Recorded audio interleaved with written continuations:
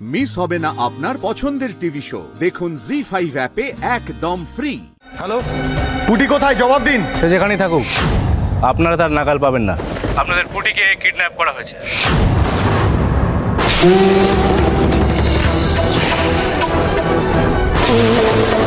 আপনারা কি চান?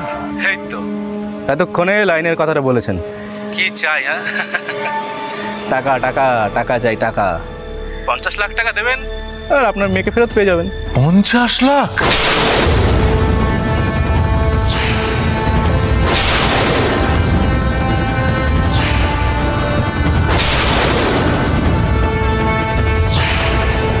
আচ্ছা শুনুন, এই টাকাটা নিয়ে বাইপাসের ধারে একটা পুরনো গোডাউন আছে, সেখানে চলে আসুন।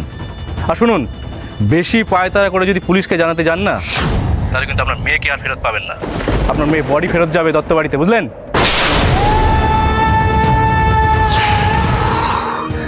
আমার মাথা কাজ করছে না।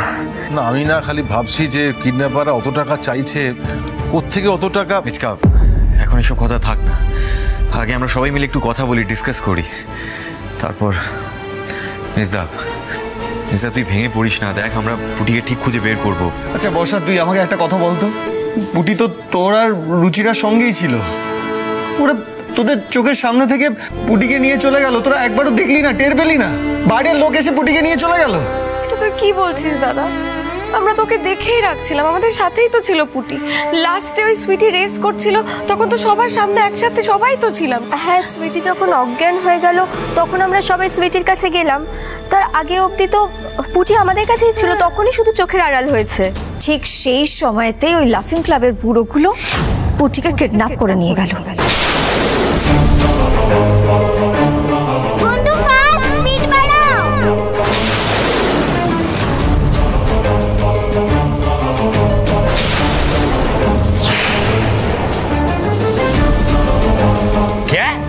লাফিং ক্লাবের বুড়োরা পুটিকে তুলে নিয়ে চলে গেছে। মাথা যেন পড়ে গিয়ে আরো পরিষ্কার হয়ে গেছে। একেবারে বলে দিল লাফিং ক্লাবের বুড়োরা তুলে নিয়ে গেছে। ছোট থেকে কি খেয়ে বড় হয়েছে কি জানে। না, এটা আপনি কি বলছেন? আপনি শিওর লাফিং ক্লাবের বুড়োগুলোই? হ্যাঁ শ্রীচন্দা, আমার কিন্তু এটাই মনে হচ্ছে। আমরা যখন মাঠে ঢুকছিলাম তখন ওই লাফিং ক্লাবের বুড়োগুলো হাসছিল, এক্সারসাইজ করছিল।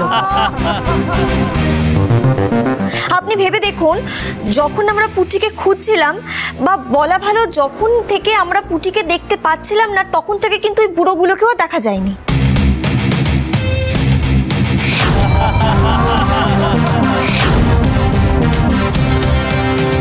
আচ্ছা, পুটি কোথায়? একদম ঠিক পর্ণা, তুমি ঠিক কথা বলেছো।